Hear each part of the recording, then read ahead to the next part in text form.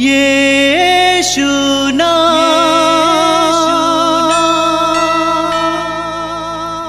यीशु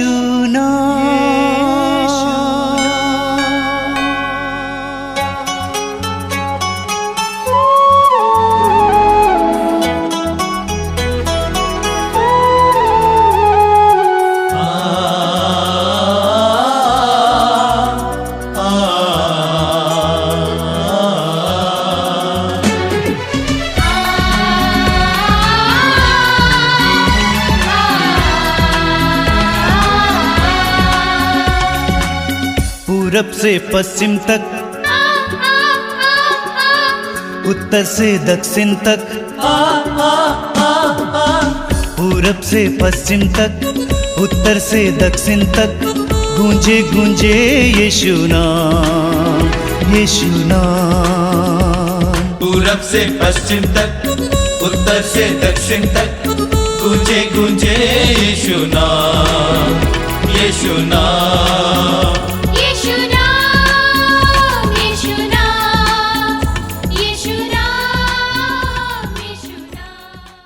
सबको जय यीशु मातृधाम सत्संग में आप सभी का हार्दिक स्वागत करते हैं। आज पेंतेकोस पर्व है। पेंतेकोस क्या है, क्यों मनाया जाता है, आगे वचन में हम सुनेंगे। लेकिन इस समय सबसे पहले हम प्रभु की स्तुति और आराधना करेंगे, प्रभु की महिमा करेंगे। अगर आप पढ़ेंगे एफेसियों के पत्र अध्याय 5 वाक्य 18 में संत पौलुस वहां पर कहते हैं, अंगूरी पीकर मतवाले नहीं बने, क्योंकि इससे विषय वासना उत्पन्न होती है, बल्कि पवित्र आत्मा से परिपूर्ण हो जाएं। आगे वचन कहता है, मिलकर भजन, स्तोत्र और आध्यात्मिक गीत गाएं, पूरे हृदय से प्रभु के आदर में गाते बजाते रहें। जी हाँ, जब हम प्रभु की स्तुति करते हैं, गीत गाते हैं, प्रार्थनाएं करते हैं, हमें प्रभु का अभिषेक प्राप्त होता है। पवित्र आत्मा हमारे अंदर क्रियाशील हो जाता है और हमें वरदानों से भरते हैं, हमें कृपाओं से भरते हैं पवित्र आत्मा। तो आइए इस समय कुछ देर प्रभु की स्तुति और आराधना में बिताएंगे, उसके बाद हम प्रभु के वचन सुनेंगे और फिर आराधना में भाग लेंगे।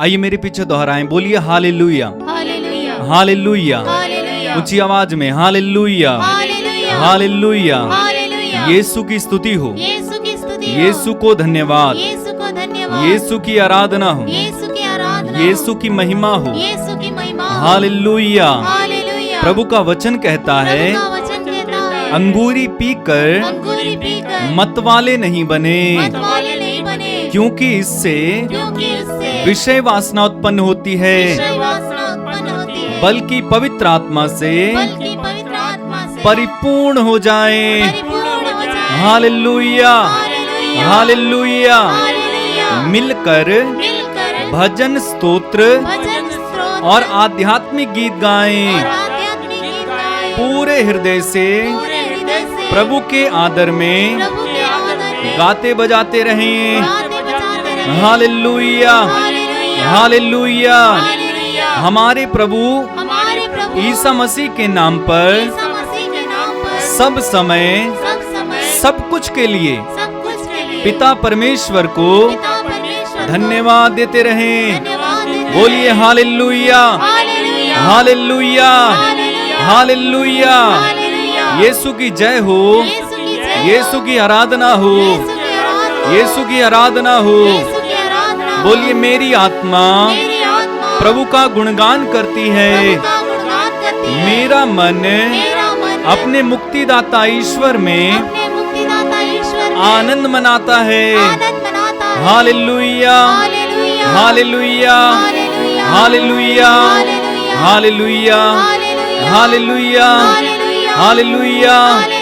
मेरा मन मेरा मन अपने मुक्तिदाता अपने मुक्तिदाता ईश्वर में ईश्वर में आनंद मनाता है। आनंद मनाता है। बोलो हालेलुया, हालेलुया, हालेलुया। हालेलुया। प्रभु की स्तुति हो, प्रभु की स्तुति हो, ईश्वर को धन्यवाद, ईश्वर को धन्यवाद, ईश्वर को धन्यवाद। ईश्वर को धन्यवाद। आइए हम एक साथ मिलकर प्रभु की स्तुति और आराधना इस समय करेंगे। दोनों हाथों को उठाकर अपनी अपनी भाषा में, अपने अपने शब्दों में ऊंची आवाज में प्रभु की स्तुति करते जाइए। Hallelujah, hallelujah, hallelujah, hallelujah, hallelujah, hallelujah hallelujah hallelujah hallelujah hallelujah hallelujah hallelujah hallelujah hallelujah hallelujah hallelujah hallelujah hallelujah hallelujah hallelujah hallelujah hallelujah hallelujah hallelujah hallelujah.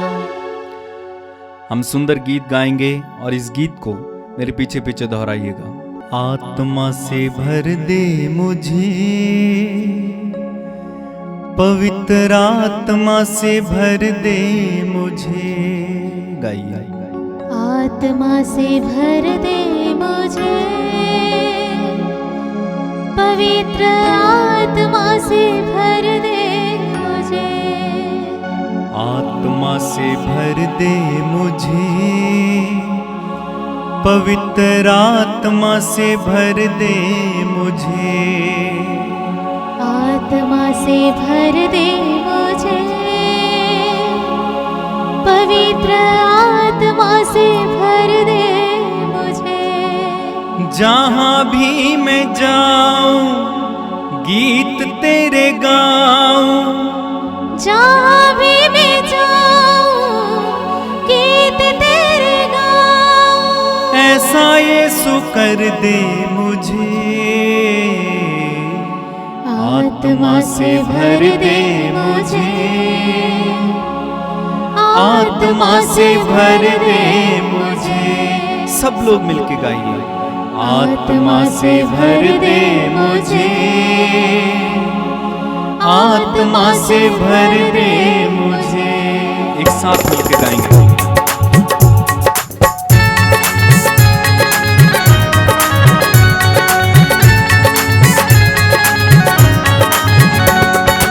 आत्मा से भर दे मुझे, आत्मा से भर दे मुझे। आत्मा से भर दे मुझे, तालियां बजाते हुए। आत्मा से भर दे मुझे। आत्मा से भर दे मुझे, आत्मा से भर दे मुझे। आत्मा से भर दे मुझे, आत्मा से भर दे मुझे।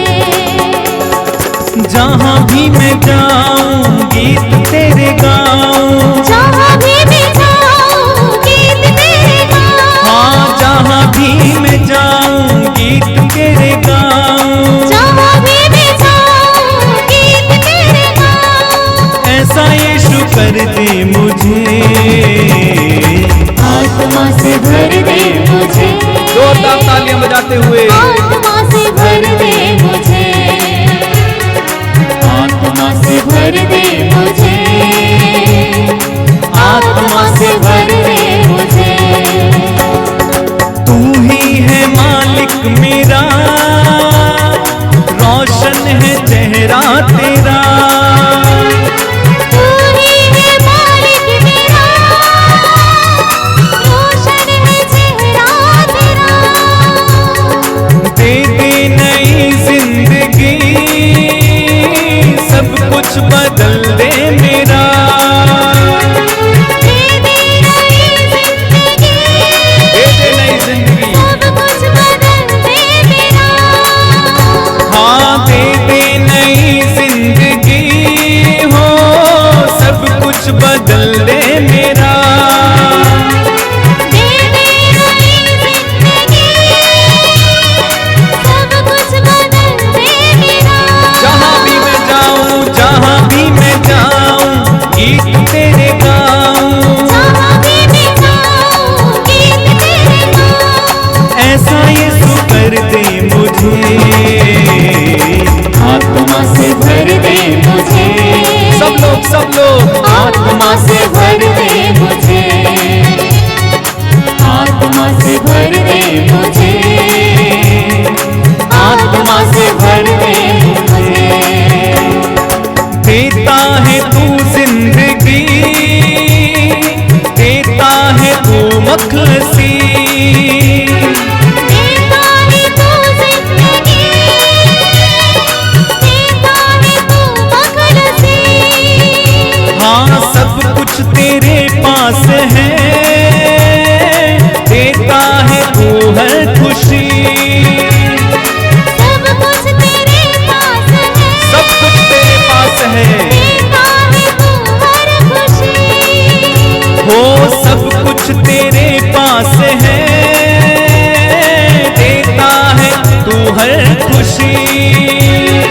सब कुछ तेरे पास है,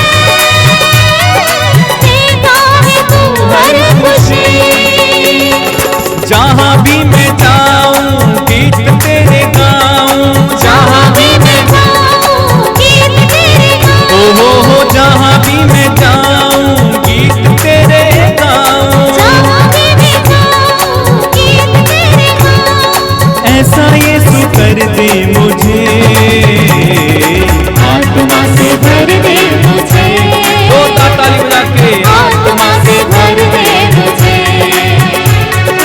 आत्मा से भर दे मुझे, आत्मा से भर दे मुझे। तेरे लिए ही जीऊं, तेरे लिए ही मरूं, तेरे लिए ही जीऊं, तेरे लिए ही मरूं। तू जिस राह पर चला मैं उस राह पर चलूं।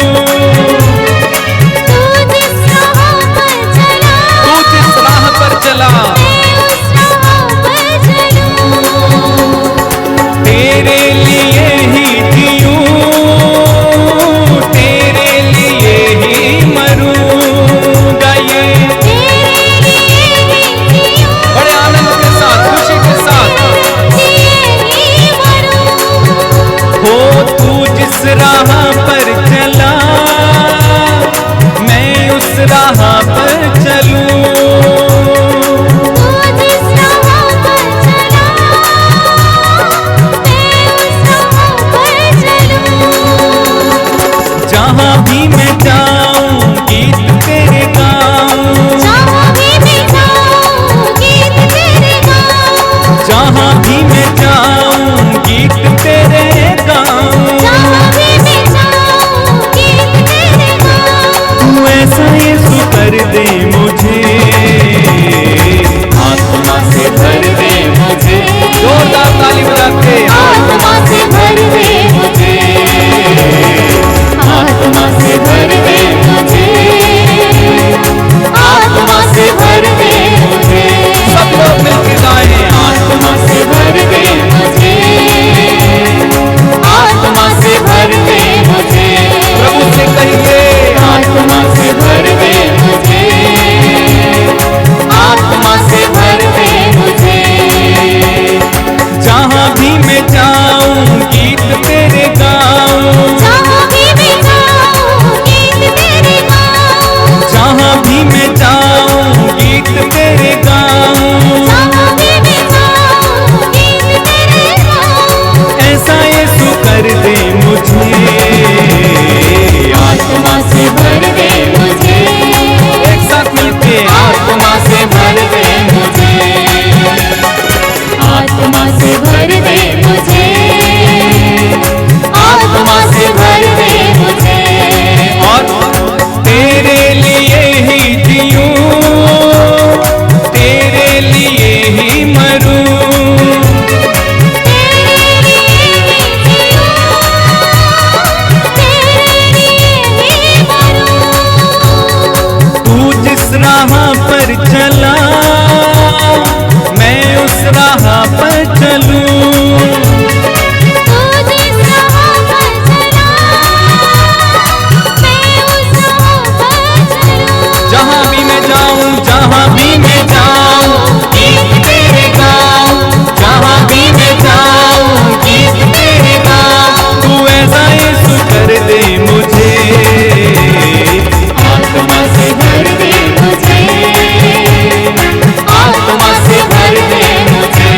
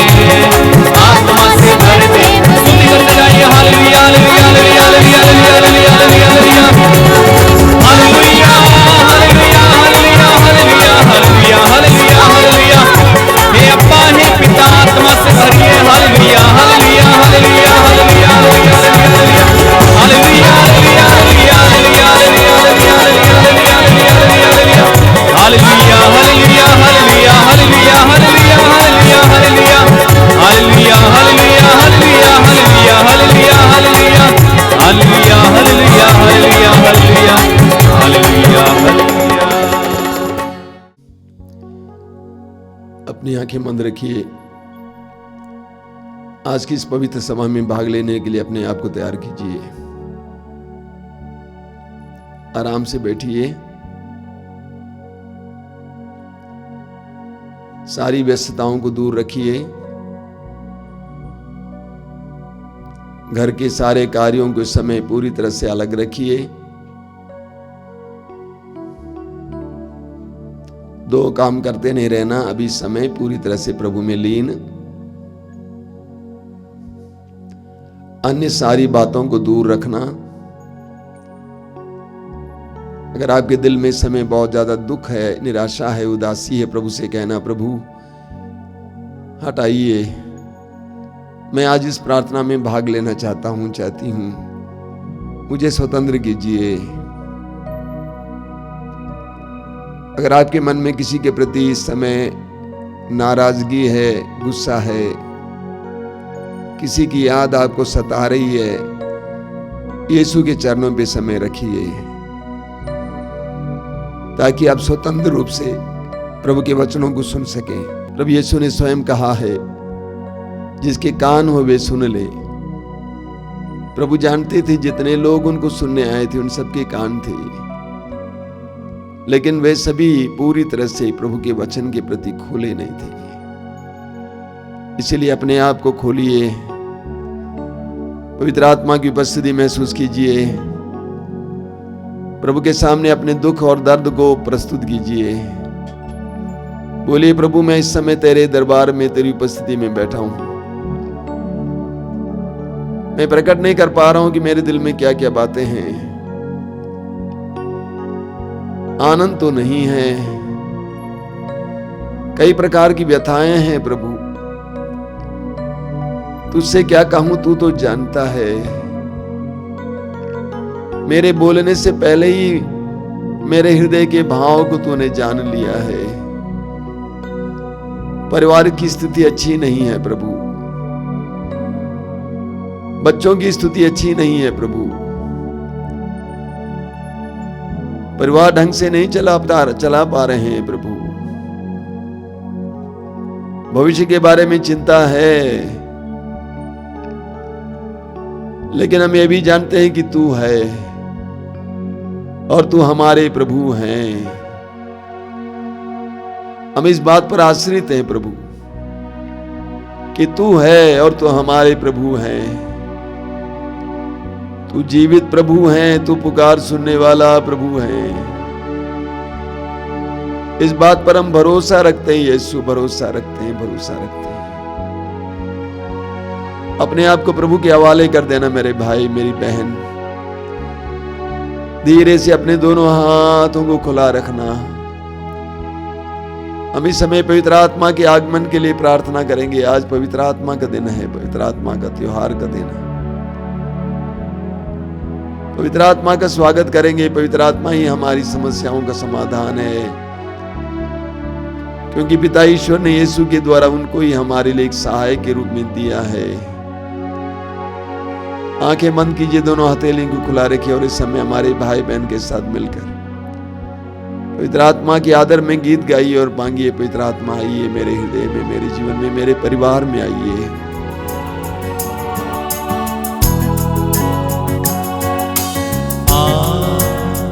आत्मा आ भी जा, आत्मा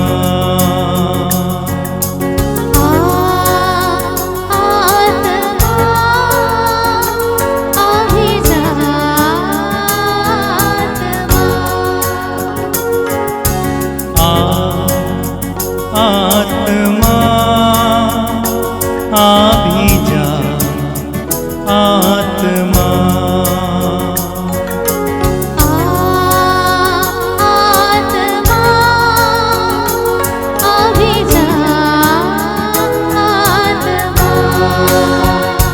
मेरा दिल तेरा घर है, इस घर में आत्मा।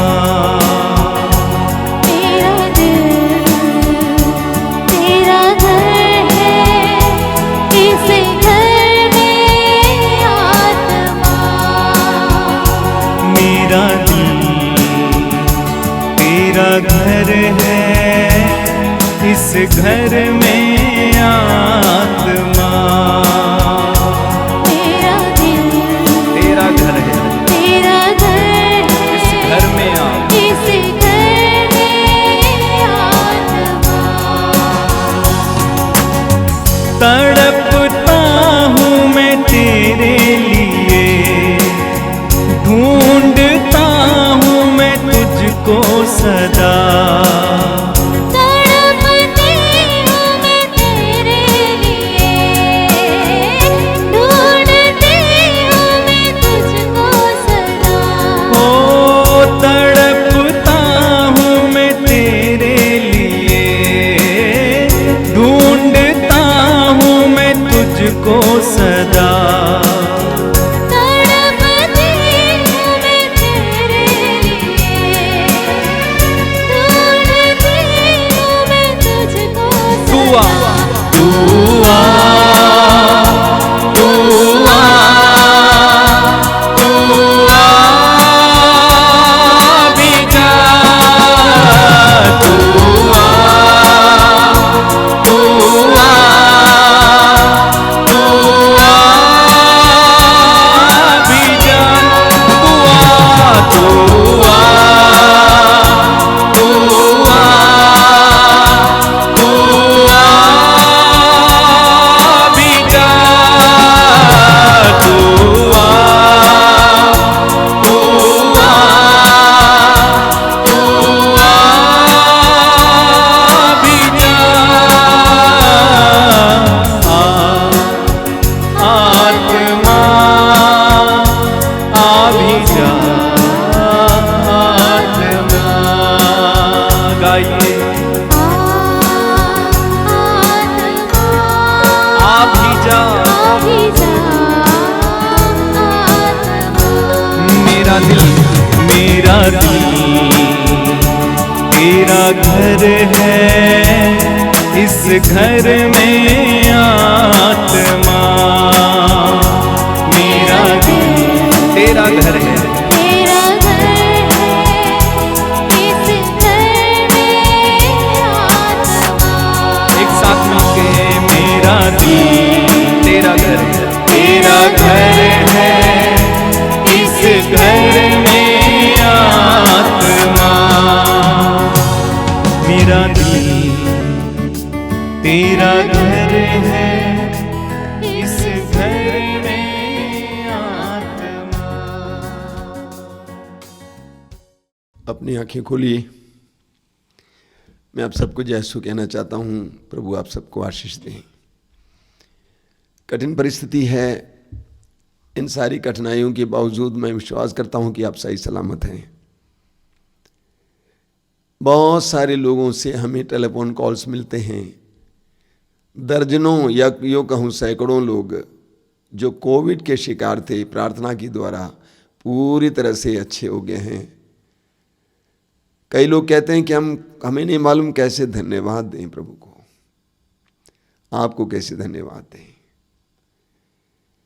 कई लोगों ने फ़ोन करके कहा कि मैसेज भी भेज दिए हैं हमारे प्रार्थना दल के लोगों को कि हमारे परिवार में कैसे शांति आ गई, हम बता नहीं सकते हैं।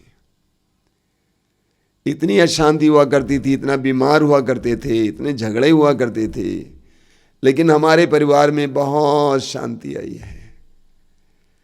कुछ लोगों ने कहा कि हमने वचन सुना है, वचन पढ़ना सीखा है। कुछ लोगों ने कहा कि हमने प्रार्थना करना सीखा है। कुछ लोगों ने कहा कि हमारे परिवार के सदस्य बहुत सारे बुरी आदतों में थे, नशा खाते पीते थे, सब छोड़ दिए हैं। मैं सोचता हूं ये सबसे बड़ी चंगाई है। आध्यात्मिक चंगाई सबसे बड़ी चंगाई है। शायद मैंने आपसे कहा, एक बार भोपाल शहर में दूसरी बार कन्वेंशन हो रहा था, उसमें जा रहा था। बहुत बड़े पैमाने पे लोग बहुत अच्छा प्रबंध करते थे। कार में बैठा हुआ था, मैंने आयोजकों में से एक से कहा कि भाई जी, पिछली बार हमने चंगाई पर कम जोर दिया था, इस बार चंगाई पर जोर देंगे। चंगाई के लिए ज़्यादा प्रार्थना करेंगे। तुरंत उस भाई ने कहा कि फादर जी ऐसा नहीं, चंगाई तो हमें अस्पताल में भी मिल जाती है, आप हमें वचन सुनाइए। तो आध्यात्मिक चंगाई एक बहुत बड़ी चंगाई है। क्या फायदा, सब ये शारीरिक रूप से स्वस्थ हैं लेकिन मेल मिलाप नहीं है, प्रेम नहीं है, शांति नहीं है, झगड़ा है, अश्लीलता है, दलबंदी है, कोई फायदा नहीं है। तो मैं इस पर ज़्यादा जोर देता हूँ, शुरुआत से ही जोर देता रहा हूँ, मनुष्य के आध्यात्मिक चंगाई पर। आध्यात्मिक रूप से लोग स्वस्थ हो जाएं तो ये समाज बदलेगा, कलीसिया बदलेगी, सब कुछ बदलेगा। ऐसे सैकड़ों लोगों ने हमें संदेश दिया है कि उनके जीवन में कितना परिवर्तन आया है। आप सबको बधाई हो कि आप इस कार्यक्रम से जुड़े हुए हैं। प्रभु आप सबको आशीष दें। God bless you, God bless you. कभी कभी याद करेंगे तो हम लोगों के लिए भी प्रार्थना करना, क्योंकि हमें भी आप लोगों की प्रार्थना की आवश्यकता है। हम लोग अयोग्य, तुच्छ मानव हैं, मिट्टी मात्र हैं, श्वास मात्र हैं। मेरे प्रिय भाई और बहनों, आज हम पेंतकोस्त का त्योहार मनाते हैं। अब हमने पिछले 9 दिन तक नोवेना किए, कल रात को जागरण की प्रार्थना किए। आज कलीसिया पेंतकोस्त का त्योहार मनाती है, पवित्र आत्मा का त्योहार। और पेंतकोस्त की रात को क्या हुआ था इसके बारे में हम लोगों ने मनन चिंतन किया है। पेंतकोस्त के त्योहार कलीसिया के लिए एक बहुत महत्वपूर्ण त्योहार है। ये कलीसिया के जन्म का त्योहार है, पवित्र आत्मा के सबसे बड़े प्रकाशना का त्योहार है, इसलिए बहुत महत्वपूर्ण त्योहार है। आगे मनन करेंगे। मेरे प्रिय भाई और बहनों, आप एक ऐसे ज़माने में जी रहे हैं जब कलीसिया में इतनी ज़्यादा नवीनता दिखाई देती है। इतने सारे रिट्रीट सेंटर्स हैं जहाँ पे आप जा सकते हैं, रिट्रीट्स होते हैं, साधनाएं होती हैं। इतने सारे आश्रम हैं जहाँ पर साधनाएं होती हैं, वचन सुनाया जाता है। इतने सारे खुले खुले कन्वेंशन हैं, सत्संग हैं जिसमें आप भाग ले सकते हैं। प्रार्थना दल हैं, वचन सुनाया जाता है, टीवी के द्वारा, सोशल मीडिया के द्वारा, रेडियो के द्वारा वचन सुनाया जाता है, पत्रिकाओं के द्वारा वचन पढ़ सकते हैं। तो आप आध्यात्मिक रूप से एक बहुत ही सुंदर सक्रिय समय में जी रहे हैं। और मेरा पक्का विश्वास है एक मसीही या विश्वासी के रूप में आपको आनंद आता होगा। आनंद आता है ना? जरूर आता है। लेकिन मैं आपको बताना चाहता हूं, पहले कलीसिया ऐसी नहीं थी। पेंतकोस्त के बाद, पवित्र आत्मा के आगमन के बाद शिष्य पवित्र आत्मा के सामर्थ्य से भर गए और वे चारों ओर घूम घूम कर सुसमाचार का प्रचार करने लगे। परंपरा बताती है कि संत थॉमस हमारे देश में भी चले आए थे 52 वर्षों पहले, यानी करीब करीब 1900 कितने साल पहले, 1930 साल पहले। सर्वत्र शिष्य फैल गए और पवित्र आत्मा के द्वारा उनके जीवन में चमत्कार और चिन्ह प्रकट हुआ करते थे। इसलिए लोग विश्वास करते थे, विश्वासियों की संख्या बढ़ती गई, बढ़ती गई, बढ़ती गई। लेकिन सन 313 तक ईसाई धर्म अवैध धर्म माना गया था।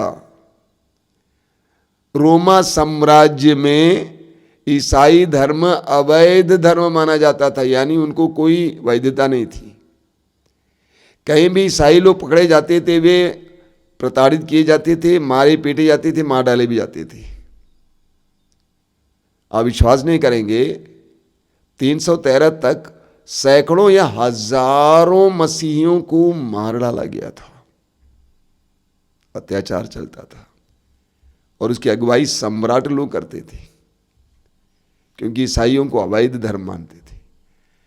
लेकिन 313 में सम्राट कॉन्स्टेंटाइन के समय ईसाइयों को आज़ादी मिल गई। 313 में उसको एडिक्ट ऑफ मिलान कहते हैं। वहाँ ईसाइयों को आज़ादी मिल गई। उस समय से वे वैध माने गए। तब तक ईसाई लोग, मसीही लोग कैसे प्रार्थना करते थे मालूम? गुप्त स्थानों में प्रार्थना करते थे, चोरी छिपे प्रार्थना करते थे। ऐसी छोटी छोटी जगह हुआ करती थी, अंडरग्राउंड।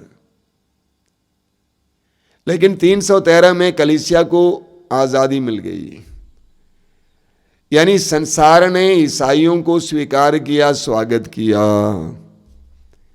लेकिन एक गलती हुई, 313 तक पेंतकोस्त की वो आग तेजी से फैल रही थी। पवित्र आत्मा की क्रियाशीलता, बड़े बड़े चिन्ह और चमत्कार, वो जोश, वो उत्साह सुसमाचार के प्रति। जब संसार ने कलीसिया को स्वीकार किया तो कलीसिया ने भी संसार को स्वीकार करना शुरू कर दिया। धीरे धीरे संसार कलीसिया के अंदर आ गया और इसलिए धीरे धीरे कलीसिया के अंदर पवित्र आत्मा की वो आग घटती गई। सीधी सी बात है, प्रभु यीशु ने कहा है मत्ती के सुसमाचार के अध्याय 6 वाक्य 24 में, तुम धन और ईश्वर दोनों की सेवा नहीं कर सकते। याकूब ने कहा अपने पत्र में, याकूब का पत्र अध्याय 1 वाक्य 5, जो इस संसार का मित्र होना चाहता है वो ईश्वर का शत्रु बन जाता है। तो धीरे धीरे पवित्र आत्मा की जो आग पेंतकोस्त में कलीसिया में आई थी, धीरे धीरे धीरे समाप्त होने लगी, खत्म नहीं हुई, कुछ लोगों में रह गई। कुछ लोग जो सुसमाचार के अनुसार जीवन जीते थे उनके अंदर वो आग थी, जिनको हम संत कहते हैं, और इसीलिए उनके द्वारा बड़े बड़े चिन्ह और चमत्कार भी प्रकट होते थे। लेकिन कुल मिलाकर कलीसिया में वो आग समाप्त होती गई। 1959 में, 1959 में संत पापा जॉन 23वें ने कलीसिया के सामने एक सुझाव रखा, हम कलीसिया की खिड़कियों को पवित्र आत्मा के लिए खोल दें। हम कलीसिया की खिड़कियों को पवित्र आत्मा के लिए खोल दें ताकि पवित्र आत्मा कलीसिया के अंदर फिर आ जाए और उसको ताज़ा बनाएं। और उन्होंने एक महासभा का आयोजन किया, घोषणा की, वैटिकन द्वितीय महासभा। वैटिकन द्वितीय महासभा जिसमें सारे संसार के कलीसिया के धर्माचार्य, विशेष करके कार्डिनल्स और चुने हुए बिशप्स और अन्य चुने हुए लोग इकट्ठे थे, वह 1962 से 65 तक चला, यानी 3 साल लंबी सभा। बहुत जबरदस्त बात है, 3 साल लंबी सभा जहां कलीसिया के बारे में, कलीसिया के कार्यों के बारे में, कलीसिया और संसार के प्रति जो है व्यवहार है उसके बारे में कई विषयों पर मनन चिंतन हुआ। उसके बाद एक मोटी सी किताब वैटिकन द्वितीय महासभा के निष्कर्ष की किताब निकली। उसके बाद कलीसिया में परिवर्तन आने लगा। आप में से जो 60 साल से ऊपर के लोग हैं आप समझ जाएंगे।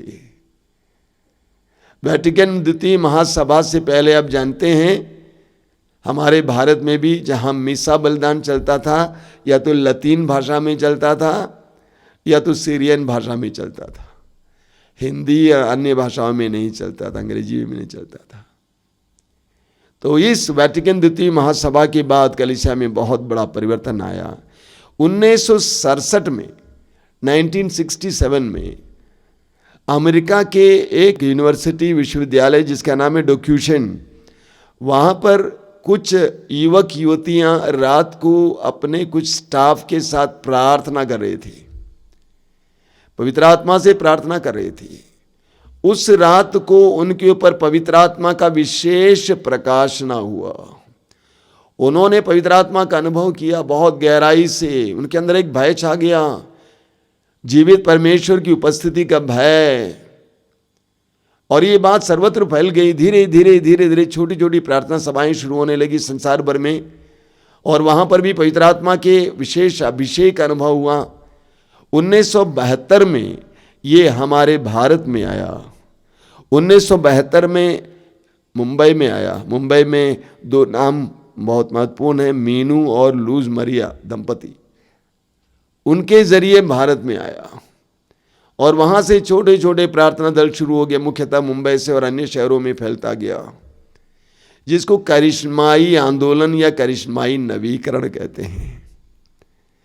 और 1990 से हमारे जो विंसेंशियन फादर्स के पोटा आश्रम हैं और डिवाइन सेंटर हैं, उनके द्वारा पूरे इंडिया में, पूरे भारत के कोने कोने तक पहुंच गया। आज करिश्माई नवीकरण सर्वत्र फैला हुआ है, भारत के जंगल जंगल तक फैला हुआ है। पवित्र आत्मा के अधीन वचन सुनना, पवित्र आत्मा के कार्यों को देखना। बोलिए hallelujah, hallelujah, hallelujah, hallelujah, hallelujah. करिश्माई नवीकरण के कलीसिया में आने से पहले कलीसिया क्या थी, बाद में क्या है? देखिए, करिश्माई आंदोलन या करिश्माई नवीकरण कलीसिया में आने से कलीसिया में क्या क्या फल मिला। सबसे पहला है बाइबल, पवित्र वचन। बाइबल गिरजाघरों में, मठों में हुआ करते थे और घरों में भी शायद ही कुछ घर में हुआ करते थे, लेकिन करिश्माई नवीकरण के द्वारा बाइबल को बहुत महत्व मिला। घर घर में बाइबल आ गई, व्यक्ति व्यक्ति के पास बाइबल आ गई, और न केवल बाइबल आना बल्कि बाइबल का अध्ययन करने के लिए बाइबल कॉलेजेस शुरू हो गए। हमारे आश्रम में भी हर साल जुलाई महीने में 1 महीने का बाइबल कोर्स होता है। ऐसे बाइबल कॉलेजेस शुरू हो गए जिसमें सभी लोग जा सकते हैं, लोक धर्मी और सभी लोग जा सकते हैं। इसके अलावा बाइबल संबंधित, वचन संबंधित पत्रिकाएं निकलने लगी, हजारों लाखों की संख्या में सर्वत्र। देखिए कितना फर्क आया है। इतना ही नहीं, बाइबल संबंधी प्रवचन टीवी में, रेडियो में, सोशल मीडिया में आने लगे। ये सब करिश्माई आंदोलन या करिश्माई नवीकरण की देन है। दूसरी बात, छोटे छोटे प्रार्थना दल सर्वत्र खिलने लगे। छोटे छोटे प्रार्थना दल, गांव गांव में प्रार्थना दल, शहर में भी छोटे छोटे प्रार्थना दल, जहां पे लोग इकट्ठे होकर प्रार्थना करते हैं, स्तुति करते हैं, पवित्र आत्मा के आदर में गीत गाते हैं। प्रेयर ग्रुप्स, प्रार्थना दल। तीसरी बात है स्तुति और आराधना। हम जानते हैं कैथोलिक कलीसिया में जितनी भी धर्म विधियां होती हैं वहां पे स्तुति और आराधना नहीं होती है, लेकिन करिश्माई प्रार्थना के द्वारा, करिश्माई नवीकरण के द्वारा कलीसिया में स्तुति और आराधना को महत्व मिला। लोग स्तुति करने लगे, स्तुति में ताली बजाने लगे, गीत गाने लगे, तालियां बजाते हुए गीत गाना, और व्यक्तिगत प्रार्थनाएं चढ़ाना। कलीसिया में कभी भी व्यक्तिगत प्रार्थनाएं चढ़ाई नहीं जाती थी, सब लिखित प्रार्थनाएं होती थी। स्पॉन्टेनियस प्रेयर, प्रार्थनाएं चढ़ाए जाना, और स्तुति और आराधना के दौरान पूरी तरह से भावुक हो जाना, पवित्र आत्मा में लीन होना, ये सब करिश्माई नवीकरण की देन है। अगला है कन्वेंशंस, सभाएं, पवित्र वचन की सभाएं और साधनाएं। इतने सारे साधना केंद्र, और वहां पर वचन की साधनाएं होती हैं, बड़ी बड़ी सभाएं होती हैं, हजारों की संख्या में, लाखों की संख्या में लोग इकट्ठे होकर वचन सुनते हैं। ये पहले कभी सोचा नहीं जा सकता था। ये करिश्माई नवीकरण की देन है। अगला है पवित्र आत्मा के करिश्माई दानों का इस्तेमाल करना। यीशु के नाम पर रोगियों के लिए, चंगाई के लिए प्रार्थना किया जाना, यीशु के नाम पर अबदूतों को निकाला जाना, यीशु के नाम पर अन्य वरदानों को इस्तेमाल करना, स्पिरिचुअल काउंसलिंग, आध्यात्मिक परामर्श देने वाले लोग। कोई समस्या में तुरंत उस बहन के पास, इस बहन के पास, उस फादर, उस सिस्टर के पास चले जाते हैं जो करिश्माई हैं, जिनको पवित्र आत्मा के वरदान हैं। काउंसलिंग, ये करिश्माई नवीकरण की देन है। अगला है कलीसिया में लोक धर्मी की भूमिका। पहले कलीसिया में लोक धर्मी की भूमिका न के बराबर थी, लेकिन करिश्माई नवीकरण आने के बाद कई लोक धर्मी गीत संगीत के द्वारा, वचनों के द्वारा, प्रवचनों के द्वारा, काउंसलिंग के द्वारा, वचन पढ़ाते हुए कलीसिया में प्रभु के कार्य में लग गए, यानी लोक धर्मी को महत्व मिला। अगला है सुसमाचार की घोषणा का कार्य। पहले कैथोलिक कलीसिया में वचन के द्वारा सुसमाचार की घोषणा का कार्य बहुत कम चलता था। इवेंजलाइजेशन होता था, लेकिन उसके तरीके अलग थे, मैं बताऊंगा नहीं यहाँ पे। लेकिन वचन की घोषणा के द्वारा सुसमाचार के प्रसार का कार्य करना, ये करिश्माई नवीकरण के आने के बाद ही शुरू हुआ। बोलिए हालेलुया, हालेलुया, हालेलुया। हालेलुया। इसके अलावा संस्कारों में अर्थ मिला। अभी करिश्माई नवीकरण में आने के बाद विश्वासी बड़े आदर के साथ, भक्ति के साथ संस्कारों को ग्रहण करते हैं। उनको पवित्र वचन के द्वारा संस्कारों के बारे में गहरा अर्थ समझ में आया है और इसलिए विश्वास के साथ और गहराई से संस्कारों को ग्रहण करते हैं, न कि रूटीन रूप से ग्रहण करते हैं, गहराई से। और इसलिए उन संस्कारों के द्वारा उनको ईश्वरीय जीवन प्राप्त होता है। बोलिए हालेलुया, हालेलुया। इसके अलावा करिश्माई नवीकरण के द्वारा नए नए सेवा कार्य निकले कलीसिया में। पहले गरीबों इत्यादि की सेवा करने का कार्य कुछ सिस्टर्स या फादर्स का काम था, लेकिन अब कलीसिया में बहुत सारे लोग धर्मी भी सामने आए हैं, आगे आए हैं। क्या के लिए? गरीबों की सेवा करने के लिए, सड़क पे पड़े लोगों की सेवा करने के लिए, मानसिक रोगियों की सेवा करने के लिए, अलग अलग प्रकार के सेवा के लिए लोग आगे आते हैं। मीडिया के द्वारा सेवा करने के लिए, मीडिया चैनल चलाने के लिए। हमारे पास कई ऐसे लोग धर्मी हैं जो अपने चैनल चलाते हैं, कठिनाई झेलते हुए, क्योंकि उनको पवित्र आत्मा प्रेरित करता है कि मेरे सुसमाचार के कार्य में तुम भी लग जाओ। तो करिश्माई नवीकरण के द्वारा कलीसिया में बहुत बड़ा आंदोलन आया, बहुत बड़ा परिवर्तन आया। अभी मैं वचन शुरू करने से पहले थोड़ा गदगद हो गया था। मैं सोच रहा था, प्रभु मेरे बचपन में कलीसिया की क्या स्थिति थी, आज भारत की कलीसिया की क्या स्थिति है। कुछ भी हो, भौतिकता आई जरूर है, लोगों में परिवर्तन आया जरूर है, लोग सवाल जवाब करते जरूर हैं, लेकिन आज कलीसिया जीवंत है। आज कलीसिया जीवंत है, आज कलीसिया के अंदर जीवन है, आज कलीसिया बहते पानी की तरह है। तो हमें इसके लिए प्रभु को धन्यवाद देना चाहिए। धन्यवाद दीजिए भाई और बहनों।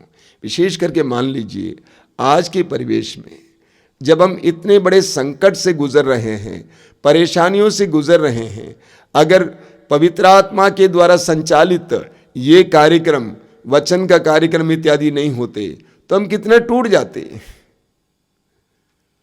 हम टूटकर चूर हो जाते। लेकिन इन सारे कार्यक्रमों के द्वारा पवित्र आत्मा ने कलीसिया को जिंदा रखा है। कितने ही परिवारों में लोग गए। अभी मैं आने से पहले, प्रवचन सुनाने के लिए आने से पहले, एक मित्र ने मुझे फ़ोन करके कहा कि पिछले 14 तारीख को, यानी 3-4 रोज पहले उनकी माँ मर गई और कल उनके पिता भी गुजर गए। दोनों कोविड से गुजर गए। मैंने कहा समर्पित करना, तुमने माँ बाप की सेवा की है, मैं स्वयं देखा हूँ, धन्यवाद देना प्रभु को। अगर प्रभु के वचन, इस तरह के कार्यक्रम नहीं होते कितने टूट जाते, जरा सोचिए। तो प्रभु को धन्यवाद देना पवित्र आत्मा की इस क्रियाशीलता के लिए, और अपने दिल में पवित्र आत्मा के प्रति एक प्यास होनी चाहिए।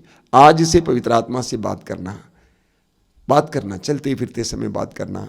वो आपके साथ है, मैं बता चुका हूँ, वो आपके साथ है। प्रभु यीशु ने कहा है, यूहन्ना अध्याय 14 वाक्य 16 में भी प्रभु ने कहा, 17 में प्रभु कहते हैं कि वो तुम्हारे साथ है और तुम में है।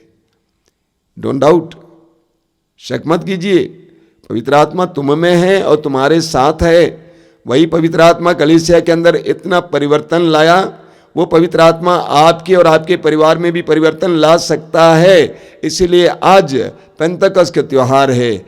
आज से पवित्र आत्मा के प्रति एक विशेष प्रेम जगाइए अपने दिल में और पवित्र आत्मा से वार्तालाप करना सीखिए।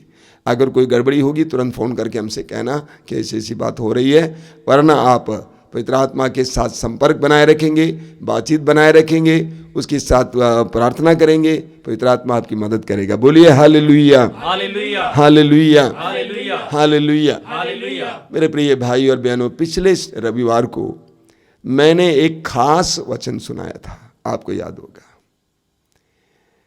उसका मूल मंत्र था कि ये संसार टिकाऊ नहीं है, सबको छोड़ के जाना है।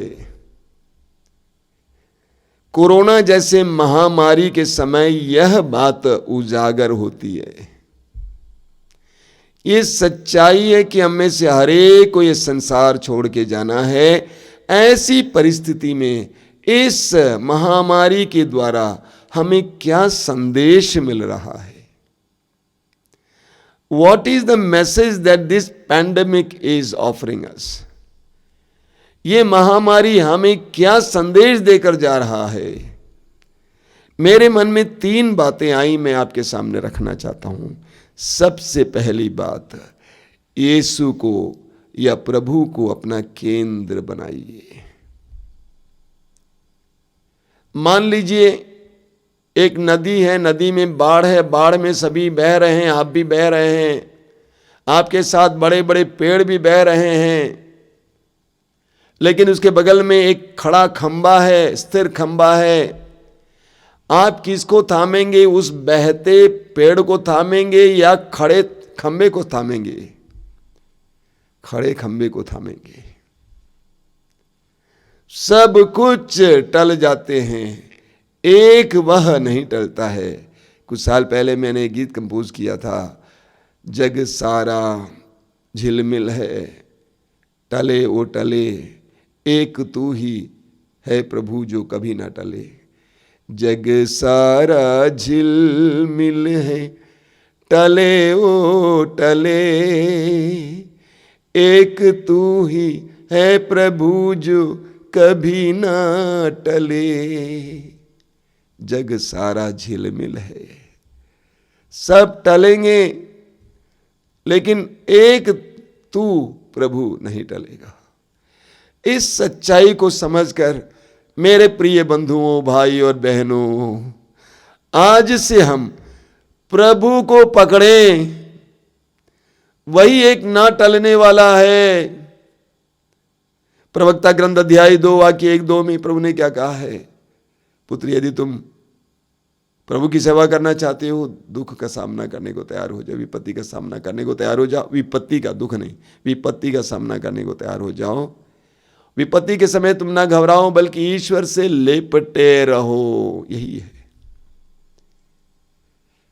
इस महामारी ने हमें सिखाया है कि कोई टिकाऊ नहीं है, कोई भरोसामंद नहीं है, एक प्रभु भरोसामंद है। निर्गमन ग्रंथ अध्याय 23 वाक्य 25 बार बार आप सुनते हैं, तुम अपने प्रभु ईश्वर की सेवा करोगे, वह तुम्हारे अन्न जल पर आशीर्वाद देगा। विश्वास कीजिए, तुम अपने प्रभु ईश्वर की सेवा करोगे और वह तुम्हारे अन्न जल पर आशीर्वाद देगा। उस प्रभु की सेवा में लगे रहना।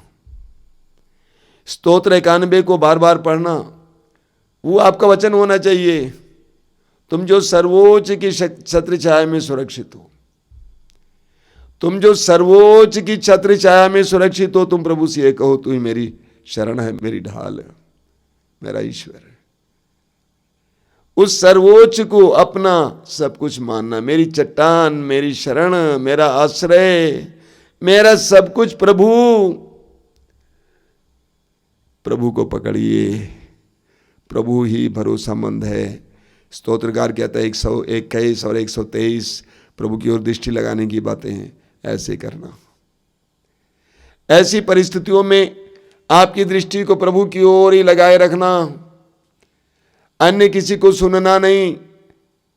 ऐसी परिस्थितियों में बहुत सारे लोग अपनी अपनी चीजें व्यापार करने के लिए आएंगे, अपनी अपनी बातों को आपके ऊपर थोपने के लिए आएंगे। आपको बच के रहना है। आपकी दृष्टि यीशु पर हो, प्रभु पर हो, और आप यीशु से लिपटे रहेंगे। पहली बात जो मैं आपसे कहना चाहता हूं। दूसरी बात, ईश्वर के आज्ञाओं का पालन करना सीखिए। ईश्वर की आज्ञाओं का पालन करना सीखिए, तिरस्कार मत कीजिए। आपने सुना है स्तोत्र 107 में वाक्य 10 और 11 में, कुछ लोग मृत्यु की छाया में, दुख में, बेड़ियों में जकड़े हुए, क्योंकि उन्होंने ईश्वर की वाणी का विद्रोह किया और सर्वोच्च प्रभु की योजना का तिरस्कार किया। ऐसे मत कीजिए। प्रभु के आदेशों का पालन करना सीखिए। विधि विवरण ग्रंथ के अध्याय 4 वाक्य 30 में लिखा हुआ है, जब तुम्हारे ऊपर ये सारी विपत्तियां टूट पड़ेंगी और तुम आक्रांत हो जाओगे, तब तुम ईश्वर को ढूंढोगे और पाओगे और उसकी आज्ञाओं का पालन करना सीखोगे।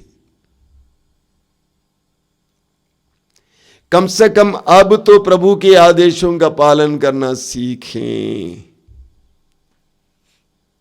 इस्यास अध्याय 48 वाक्य 18 में प्रभु क्या कहते हैं? यदि तुमने मेरी आज्ञाओं का पालन किया होता तो तुम्हारी सुख शांति नदी की तरह उमड़ती रहती, लेकिन तुमने ऐसा क्यों नहीं किया बेटा? प्रभु के आदेशों का पालन करना सीखिए। पूरी बाइबल में बार बार लिखा हुआ है। कितना वचन मैं आपको सुनाऊं? बारूक अध्याय 3 वाक्य 13 बार बार सुनाता हूं। वहां क्या लिखा हुआ है? यदि तुम ईश्वर के मार्ग पर चले होते तो तुम सदा शांति में जीवन बिताते। तो दूसरी बात जो मैं आपके सामने रखना चाहता हूं वो बात यह है कि प्रभु के आदेशों को ढूंढिए, पाइए, उसका पालन कीजिए, उसको तोड़िए मत। आदम और हेवा ने ईश्वर के आदेश का उल्लंघन किया, उनके जीवन में क्या हुआ आप जानते हैं। नबी योना ने ईश्वर के आदेश का उल्लंघन किया, उनके जीवन में क्या हुआ आप जानते हैं। राजा साउल ने ईश्वर के आदेश का उल्लंघन किया, उनके जीवन में क्या हुआ आप जानते हैं। इन विपत्तियों के द्वारा प्रभु हमें यह भी बताते हैं कि मेरी आज्ञाओं का पालन करें। क्यों? क्योंकि मेरी आज्ञाएं तुम्हारी भलाई के लिए है। यिर्मयाह अध्याय 29 वाक्य 11 में प्रभु कहते हैं कि तुम्हारी भलाई के लिए, तुम्हारे आशामय भविष्य की योजनाएं हैं मेरी। मैं जीवन दाता हूं। तुम्हारी मां के गर्भ में रचने से पहले ही मैं तुमको जानता हूं। यिर्मयाह 1:5। मैं तुम्हारे लिए बुरी योजना नहीं बना सकता हूं। कैसे बना सकता हूं? पूरे होने पर भी तुम अपने बच्चों को शायद अच्छी चीजें देते हो, तुम्हारा स्वर्गीय पिता तुम्हें अच्छी चीजें क्यों नहीं देगा? मत्ती अध्याय 7 वाक्य 11। नहीं दे सकता है। तो इसीलिए अभी मानिए और प्रभु के आदेशों को मानना सुनिए, सीखिए, जानिए। I want to obey the Lord only. मैं संसार का नियमों का पालन नहीं करूंगा, संसार मुझे बचा नहीं सकता है। मैं प्रभु के आदेश का पालन करूंगा। दूसरी बात। तीसरी बात, अपने जीवन को आध्यात्मिक बनाइए। अपने जीवन को आध्यात्मिक बनाइए। हम कुछ ज्यादा ही जंगली हो गए हैं। हम कुछ ज्यादा ही सांसारिक हो गए। प्रभु यीशु ने अपने शिष्यों के लिए प्रार्थना की, पिता मैं चाहता हूं कि तू उन्हें संसार से उठा ले। वे संसार में हैं लेकिन संसार की बुराई से बचा ले। हम बहुत ज्यादा ही सांसारिक हो गए हैं। जरा पलट कर देखिए, 30 साल पहले देश कैसा था, समाज कैसा था, हम कैसे थे, हमारे परिवार के लोग कैसे थे, हमारे चाल चलन कैसा था, हमारी भाषा कैसी थी, हमारे रहन सहन कैसा था, हमारे कपड़े कैसे थे।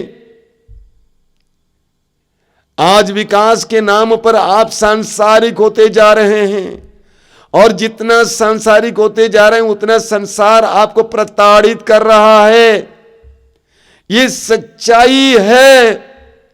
इसलिए छोड़िए, आध्यात्मिक बनिए। जितना आवश्यक है उतना रखिए, ज्यादा लोभी मत बनिए, आध्यात्मिक बनिए। रोमियों के पत्र के अध्याय 12 में संत पौलुस कहते हैं, रोमी अध्याय 12 उसके वाक्य 1 और 2 में, मैं ईश्वर की दया के नाम पर अनुरोध करता हूं कि आप मन तथा हृदय से उसकी उपासना करें और एक जीवंत, पवित्र तथा सुग्राह्य बलि के रूप में अपने को ईश्वर के प्रति अर्पित करें। आप इस संसार के अनुकूल ना बने, आप इस संसार के अनुकूल ना बने, बल्कि सब कुछ नई सृष्टि से देखें और अपना स्वभाव बदल लें। इस संसार के अनुसार मत बनिए मेरे विश्वासी भाई और बहनों। आप मसीही नहीं हो सकते हैं। जब संसार आपके अंदर प्रवेश करेगा आप सांसारिक हो जाएंगे, आध्यात्मिक नहीं होंगे। 1 कुरिन्थी अध्याय 2 के वाक्य 13 में संत पौलुस कहते हैं, हम इन वरदानों की व्याख्या करते समय मानवीय प्रज्ञा के शब्दों को नहीं बल्कि आत्मा द्वारा प्रदत्त शब्दों का प्रयोग करते हैं। इस प्रकार हम आध्यात्मिक शब्दावली में आध्यात्मिक तथ्यों की विवेचना करते हैं। आध्यात्मिक।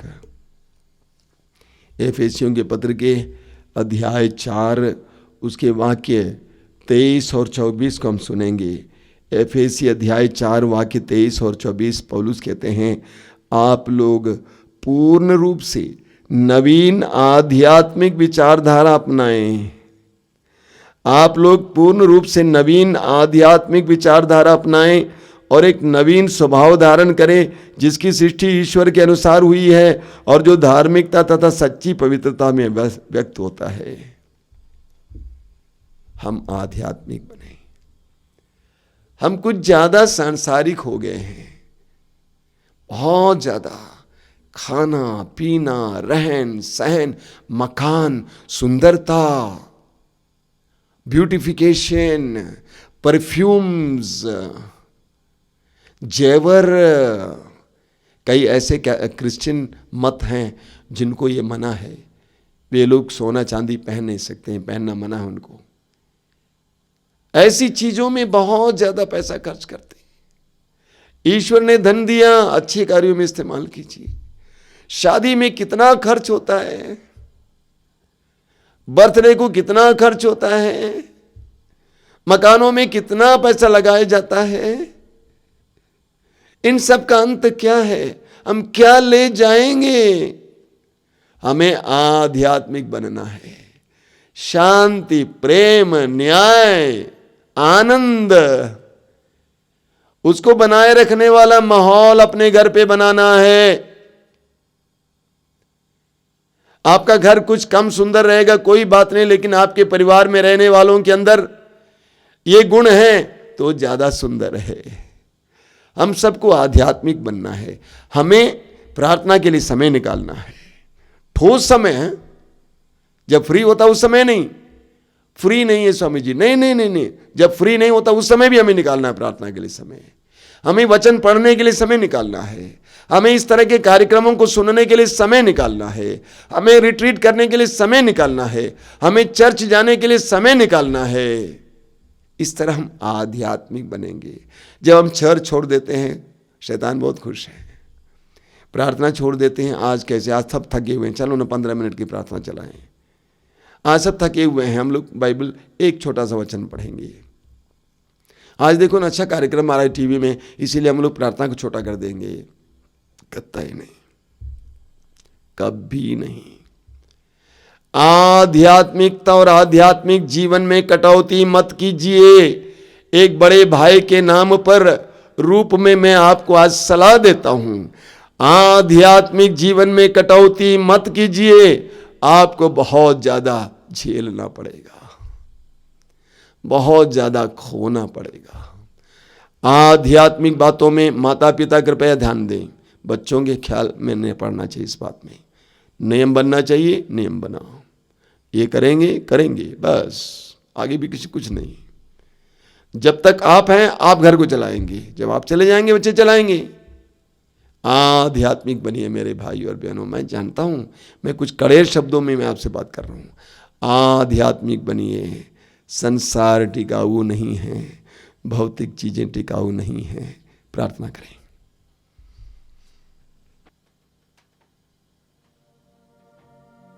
प्रभु यीशु, आज के सुंदर दिन के लिए धन्यवाद देते हैं।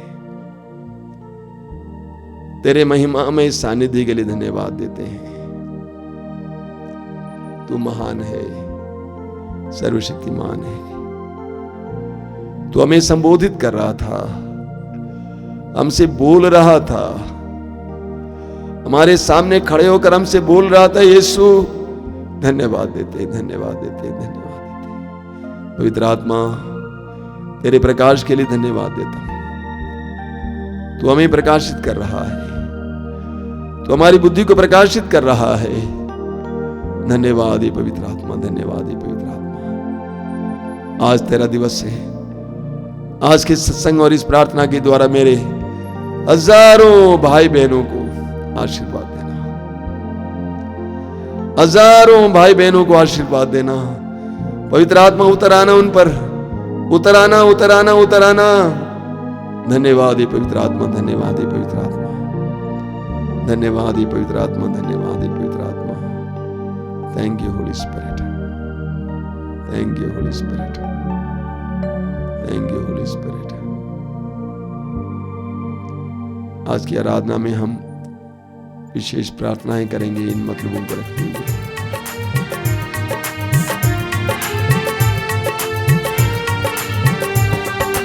आराधना आराधना आराधना आराधना आराधना आराधना आराधना आराधना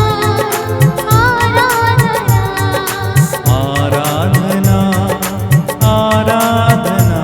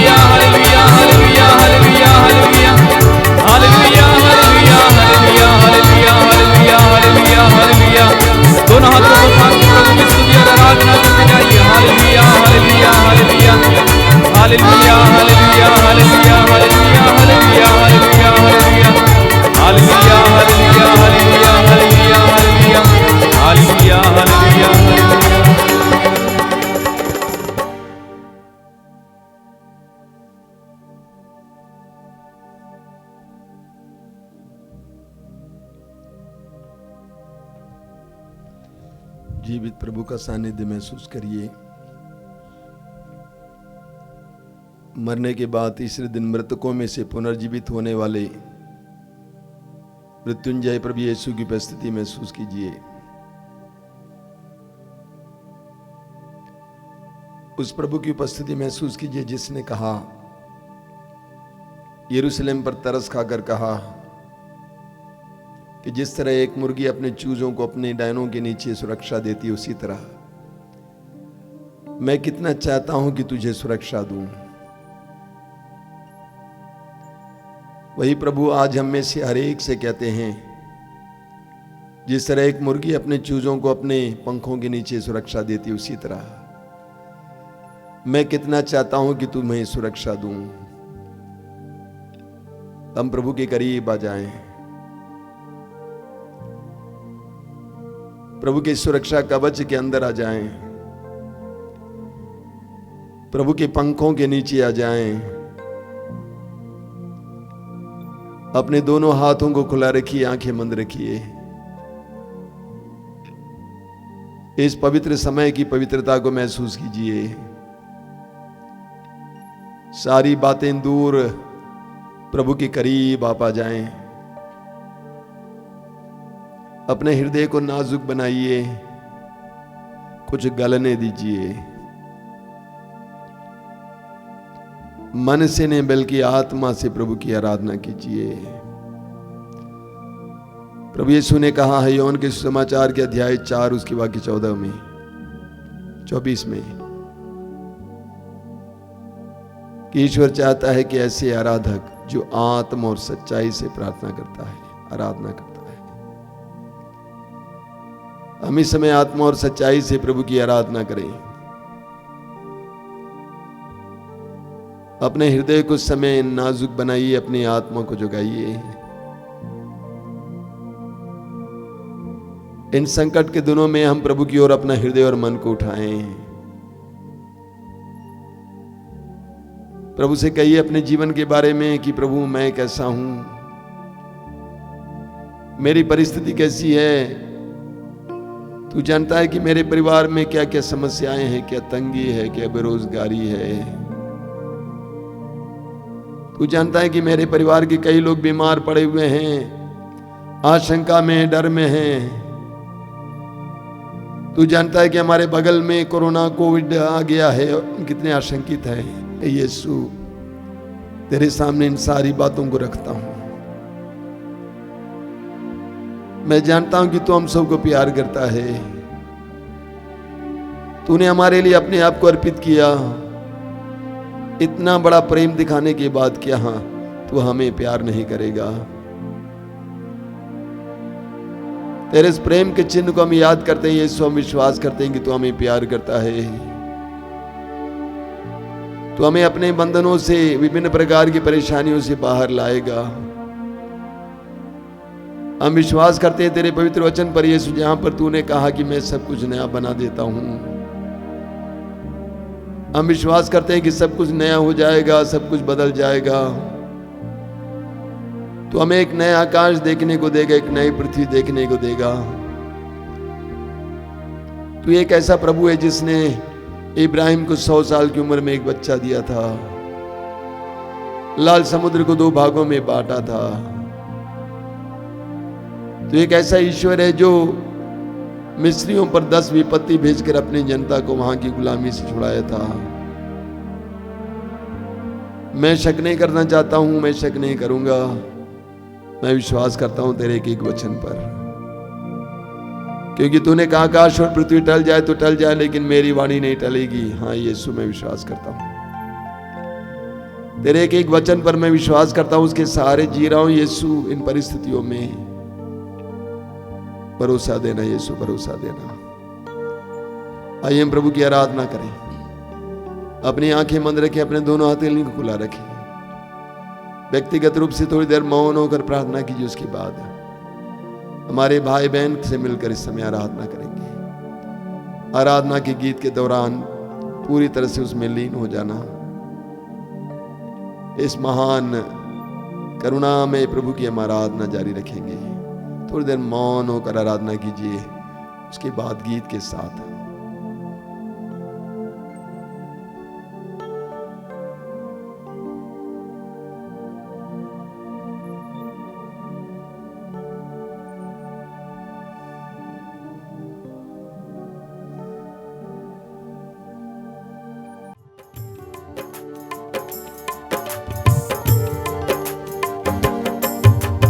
यीशु मेरे नाथ मेरे दिल के राह, तेरी आराधना तेरी आराधना।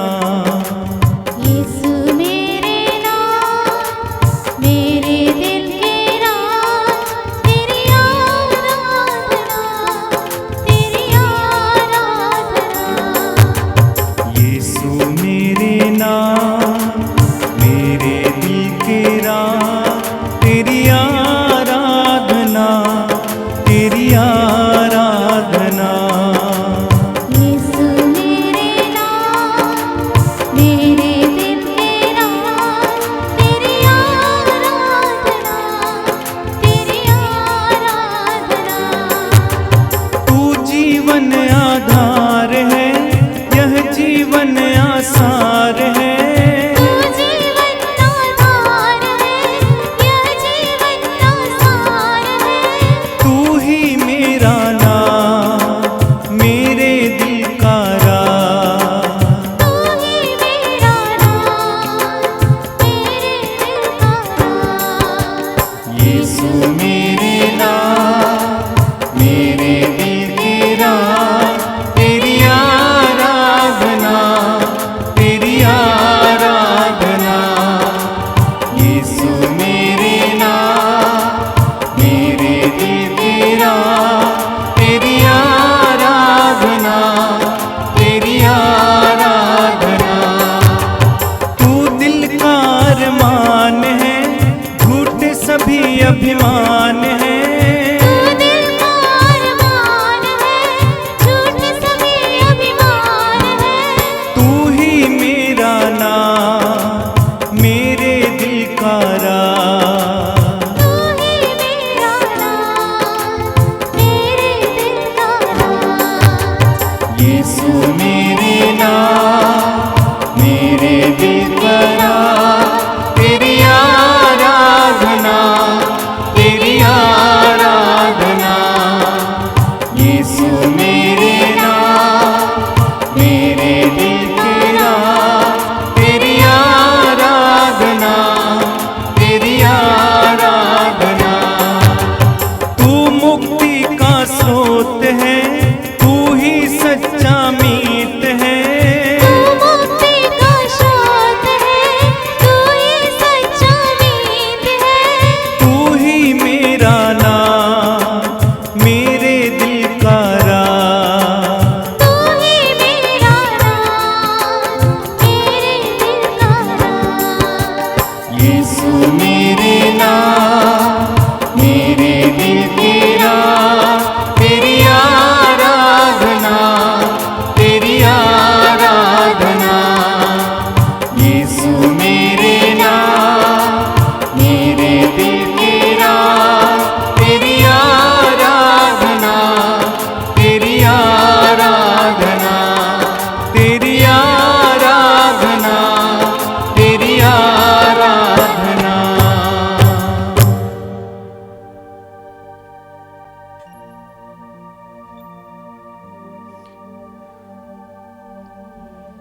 मेरे प्रिय भाई और बहनों, प्रवचन में पवित्र आत्मा की क्रियाशीलता के बारे में बोलने के बाद मैं कुछ शब्दों में ये बता रहा था कि आज के परिवेश में हम विश्वासियों को, हम मसीहियों को क्या करना चाहिए। सबसे पहले मैंने आपसे कहा कि हमें प्रभु को केंद्र बनाकर जीवन जीना चाहिए। उसके बाद मैंने आपसे कहा कि प्रभु की आज्ञाओं का पालन करना सीखना होगा।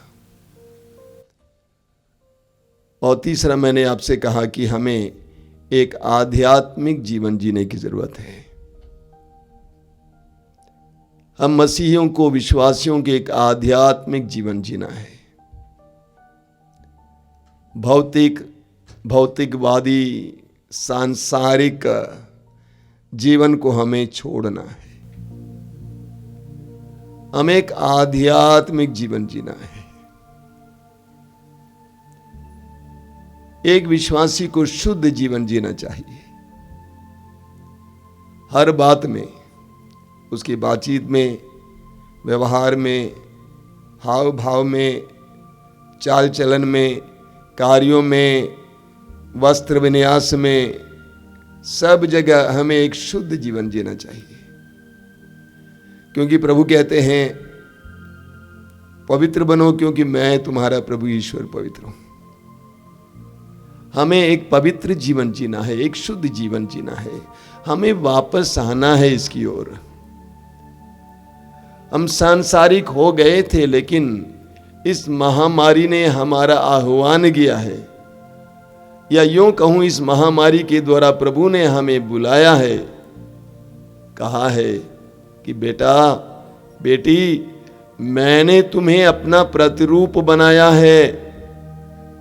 तुम्हें अपने मौलिक रूप की ओर वापस आना है।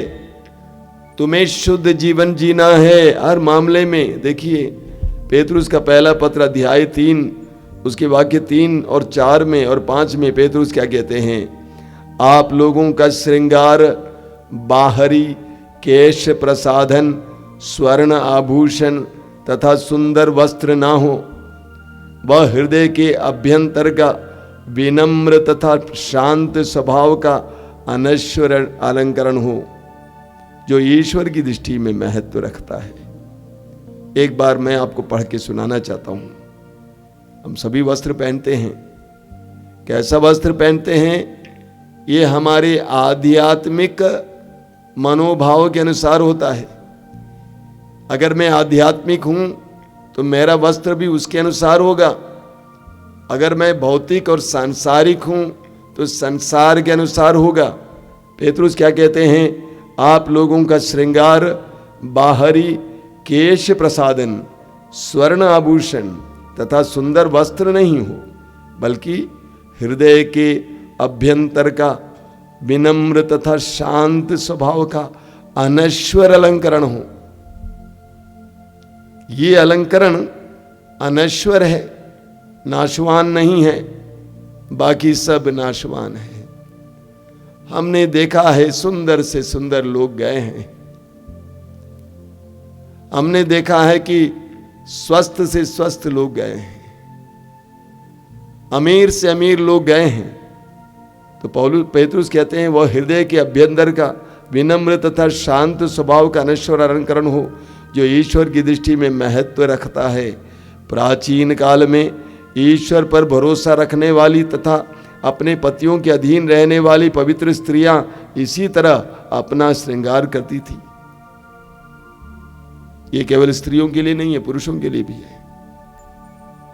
हमारा वस्त्र हमारे आंतरिक भाव के अनुसार होना चाहिए, शुद्धता के अनुसार होना चाहिए। तो आप में से कई लोग एयर होस्टेसेस हैं, एयर क्रू हैं। आप मुझसे पूछेंगे कि स्वामी जी हमें तो वहाँ दूसरा वस्त्र पहनना पड़ता है। ठीक है, पुलिस को अपना वस्त्र पहनना पड़ता है, मिलिट्री वाले को अपना वस्त्र पहनना पड़ता है। ये तो पेशे का वस्त्र है। लेकिन जहाँ तक आपके प्रतिदिन के जीवन की बात है, हम विश्वासियों को एक आध्यात्मिक जीवन धारा अपनाना है, आध्यात्मिक जीवन शैली अपनानी है, आध्यात्मिक वस्त्र शैली भी अपनानी है। देखिए याकूब क्या लिखते हैं। याकूब का पत्र उसके अध्याय 4 वाक्य 4 में, कपटी और बेईमान लोगों, क्या आप यह नहीं जानते कि संसार से मित्रता रखने का अर्थ है ईश्वर से बैर करना? जो संसार का मित्र होना चाहता है वह ईश्वर का शत्रु बन जाता है। सच्चाई है। हमारे अंदर जितना संसार आ जाएगा उतना हम प्रभु को दूर रखेंगे। दोनों एक साथ नहीं जा सकते। मत्ती अध्याय 6 वाक्य 24 में प्रभु यीशु ने कहा है, तुम धन और ईश्वर दोनों की सेवा नहीं कर सकते। जहां पर धन इकट्ठा होने लगता है वहां ईश्वर हटने लगता है। जब हमारे अंदर धन इकट्ठा हो जाता है तो हमारे हृदय में ईश्वर के लिए स्थान कम हो जाता है। ईश्वर हमारे लिए अर्थहीन हो जाता है। इसलिए जक्कैयुस ने यीशु को घर पे बसाने के लिए संपत्ति का आधा हिस्सा गरीबों में बांट दिया। हमें एक आध्यात्मिक जीवन जीना चाहिए। हर विश्वासी और मसीही को इस महामारी के प्रसंग में यह निर्णय लेना है कि हम एक आध्यात्मिक जीवन जिएंगे, ना कि सांसारिक जीवन जिएंगे। संसार के लोग ऐसे जीते हैं, ठीक है, लेकिन हम नहीं जिएंगे। हम एक आध्यात्मिक जीवन जिएंगे। देखिए यूहन्ना क्या कहते हैं, यूहन्ना का पहला पत्र अध्याय 2 उसके वाक्य 15 और 16 में यूहन्ना क्या कहते हैं, तुम न तो संसार को प्यार करो और न संसार की वस्तुओं को। जो संसार को प्यार करता है उसमें पिता का प्रेम नहीं है। जो संसार को प्यार करता है उसमें पिता का प्रेम नहीं है। संसार में जो शरीर की वासना, आंखों का लोभ और धन संपत्ति का घमंड है वो सब पिता से नहीं बल्कि संसार से आता है। संसार और उसकी वासना समाप्त हो रही है, किंतु जो ईश्वर की इच्छा पूरी करता है वह युग युगों तक बना रहता है। यूहन्ना कहते हैं संसार और संसार की चीजों से प्यार नहीं करना। हमें संसार में रहते समय संसाधनों की आवश्यकता है, लेकिन उससे हमें मोह नहीं रखना है। हमारा मोह एकमात्र प्रभु पर, बाकी सब हमारी मदद के लिए है। हमें एक आध्यात्मिक जीवन जीना है। आंखें बंद कीजिए। हमें एक आध्यात्मिक जीवन जीना है। भौतिक और सांसारिक जीवन टिकाऊ नहीं है, हम जानते हैं। इस महामारी के द्वारा प्रभु ने हम विश्वासियों और मसीहियों को झकझोरा है और ये आदेश दिया है कि तुम एक आध्यात्मिक जीवन जीना शुरू करो जो टिकाऊ है, जिसका अनंतता तक महत्व है। सांसारिक जीवन का कोई महत्व नहीं है, वो यहीं मिट जाएगा, वो मिट्टी बन जाएगा। लेकिन मुझे एक आध्यात्मिक जीवन जीना है। प्रभु को अपने जीवन में सबसे पहला स्थान देना है। प्रभु के लिए समय, प्रभु के लिए स्थान, प्रभु के लिए धन, प्रभु के लिए ऊर्जा देना होगा। आज इस आराधना में हम निर्णय लें। प्रभु की आवाज को सुनिए, आंखें बंद कीजिए। व्यक्तिगत रूप से, पारिवारिक जीवन रूप से, सामूहिक रूप से हम आध्यात्मिक जीवन जीने के लिए तैयार हो जाएं। सांसारिकता को फेंक दें। पौलुस कहते हैं फिलिप्पी 3 उसके 7 से 9 तक, जिन चीजों को मैं लाभ समझता था उनको मैं कूड़ा समझकर फेंक दिया हूं। वह कूड़ा है। वस्त्र के प्रति जो मोह वह कूड़ा है। भोजन के प्रति जो मोह वह कूड़ा है। धन और पैसे के प्रति जो मोह वह कूड़ा है। सच्चाई को ग्रहण करें। प्रभु से बोलिए इस समय व्यक्तिगत रूप से, यीशु मैंने तेरी आवाज को सुना है, मैंने तेरे आह्वान को सुना है। मैं एक शुद्ध जीवन जीना चाहता हूं यीशु, एक टिकाऊ जीवन जीना चाहता हूं यीशु। मैं नकली जीवन जीना नहीं चाहता हूं, अखंडी जीवन जीना नहीं चाहता हूं। मैं एक टिकाऊ जीवन जीना चाहता हूं यीशु, मुझे कृपा दीजिए।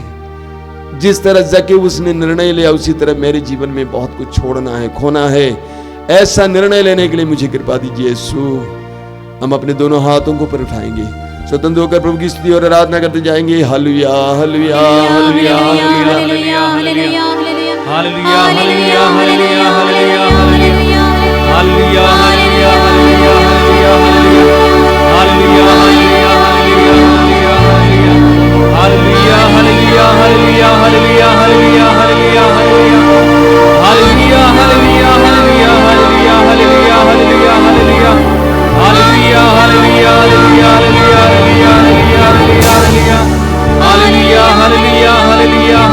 हालेलुया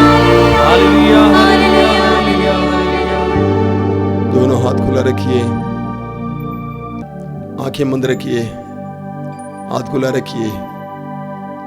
पवित्र आत्मा के अभिषेक के लिए हम प्रार्थना करेंगे। इस समय हृदय की गहराई से प्रार्थना करना। पवित्र आत्मा, जिस तरह पेंतकोस के दिन तू शिष्यों पर उतरा और वे पवित्र आत्मा से भर गए, हमारे अंदर बहुत खालीपन है। यही कारण है कि भौतिकता हमारे अंदर आ जाती है। हमारे खाली हृदयों को तेरे सानिध्य से भर देना पवित्र आत्मा। अगर तू हमारे हृदयों को भर देगा तो हम अन्य चीजों के पीछे दौड़ेंगे नहीं। पवित्र आत्मा, मुझे तेरे अभिषेक की आवश्यकता है। आज तेरा पर्व है, मुझे तेरे अभिषेक की आवश्यकता है। दोनों हाथ खुला रखेंगे, आंखें बंद रखेंगे। हमारे भाई बहन एक छोटा सा गीत गाएंगे पवित्र आत्मा के अभिषेक के लिए। हम सभी मिलकर गाएंगे या उनके साथ स्तुति करेंगे। आजा पावनात्मा, दिल में मेरे आजा पावनात्मा। एक साथ गाइए। आजा पावनात्मा, दिल में मेरे आजा पावनात्मा। आजा पावनात्मा, दिल में मेरे आजा पावनात्मा। आजा पावनात्मा, दिल में मेरे आजा पावनात्मा।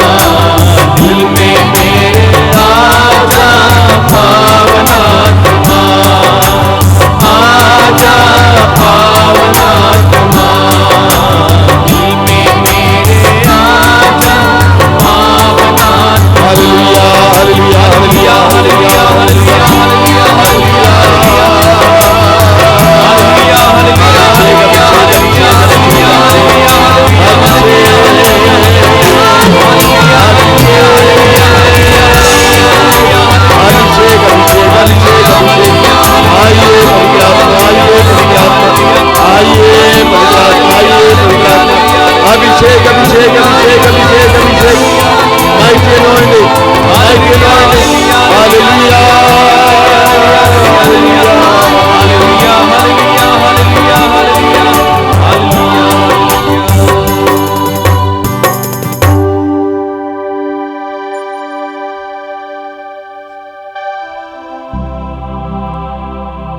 प्रार्थना में भाग ले रहे कुछ जवान नारियों के बच्चे, उनके पेट में बराबर अलग अलग कीड़े रहते हैं जिसके कारण वो बच्चे बढ़ नहीं पाते हैं, बाधा है, पेट में समस्या है।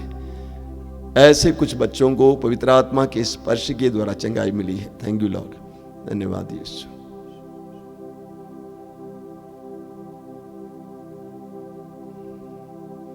इस प्रार्थना में कुछ माताएं हैं जो अपने बच्चों के बारे में, पति के बारे में बाहर शिकायत करती रहती हैं। प्रभु ने उनको इस बात का एहसास कराया है इस प्रार्थना में कि ऐसा करना गलत है, ये आदत उनकी बदल जाएगी। प्रभु को धन्यवाद दें।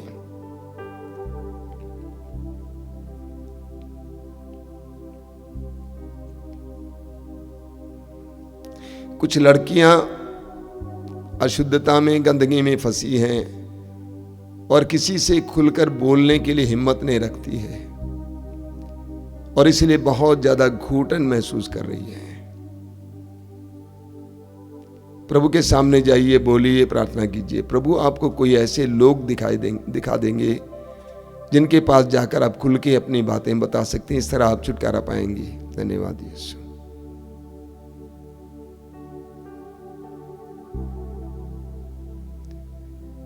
इस सत्संग में भाग लेने वालों में कुछ लोग हैं, विशेष करके छोटे भाई लोग, जो बराबर कहते रहते हैं कि पाप है नहीं, ये सब बकवास है। लेकिन उनको इन दिनों पाप का एहसास हो रहा है, पाप बोध मिल रहा है, उनको पश्चाताप का भी एहसास हो रहा है। प्रभु को धन्यवाद देते हैं इसके लिए। Thank you Lord, praise you. आप में से जो रोगी हैं, शारीरिक रूप से रोगी हैं, उस समय अपने दोनों हाथों को खुला रखिए, आंखें बंद रखिए। जो शारीरिक रूप से रोगी हैं, इस समय उस जगह पे अपना दाहिना हाथ रखेंगे जहां पर आपको रोग है। आपके शरीर में जहां कहीं भी रोग है वहां पर अपना दाहिना हाथ रखेंगे, विश्वास के साथ रखेंगे कि यीशु आपको स्पर्श कर रहे हैं। आपके हाथ के बदले वहां यीशु ने हाथ रखा है। चंगाई को ग्रहण करते जाना, ग्रहण करते जाना। ऊंची आवाज में प्रभु की स्तुति करते जाना और चंगाई को ग्रहण करते जाना। Hallelujah hallelujah hallelujah hallelujah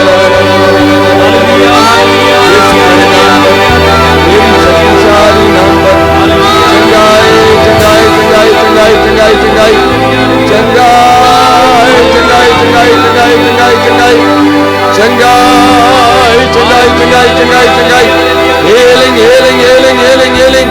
Hallelujah, hallelujah, hallelujah, hallelujah, hallelujah, hallelujah, hallelujah, hallelujah.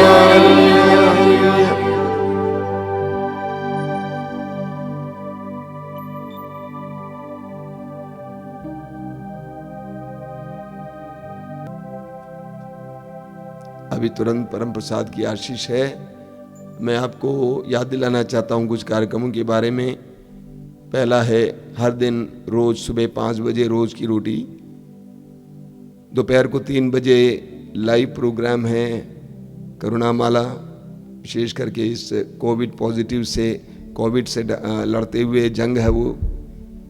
उसी तरह रात को भी 9 से 10 बजे तक आराधना, इसी उद्देश्य से। हर मंगलवार को शाम को 5 बजे युवा तरंग होता था, लेकिन अभी थोड़ा बदल रहे हैं, माफ करेंगे। 5 बजे युवाओं का कहना है कि उस समय कोई खाली नहीं है, तो 7 बजे होगा।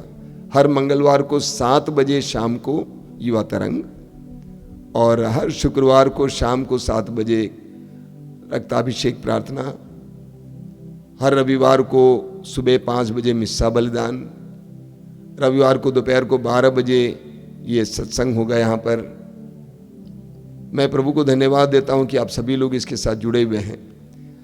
आपको ये भी बताना चाहता हूं, जैसा कि मैंने एक बार कहा था, अगर आप आश्रम को कोई दान देना चाहते हैं तो हमारे जो नंबर दिया गया है उनसे पूछ के देना है, क्योंकि मैं नहीं चाहता हूं कि किसी गलत लोगों के हाथों में आपका पैसा जाए और गलत इस्तेमाल हो। आप जिसको भी देंगे, हमारे जो जिनका नंबर दिया गया है उनसे पूछना, उनसे संपर्क करना, या आश्रम से सीधे संपर्क करके पता लगा के तभी मदद करने की कृपा करें। आइए हम इस समय परम प्रसाद की आशीष ग्रहण करेंगे। जो लोग तेल और पानी लाए हैं, आपसे अनुरोध है कि अपने हाथ में उठा के पकड़ेंगे और प्रभु से प्रार्थना करेंगे, प्रभु इसे शुद्ध करना, पवित्र करना, चंगाई के लिए इसको माध्यम बनाना। परम प्रसाद की आशीष।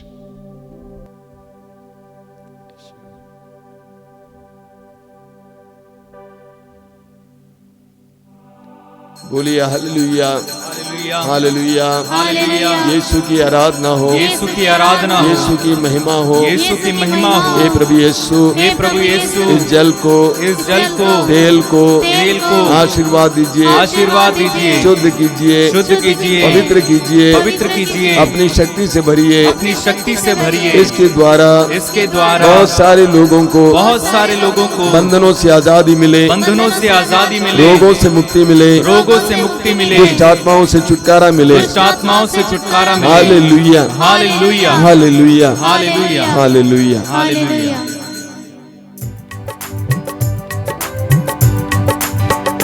तुझे धन्यवाद, तुझे धन्यवाद, तुझे धन्यवाद प्रभु जी, तुझे धन्यवाद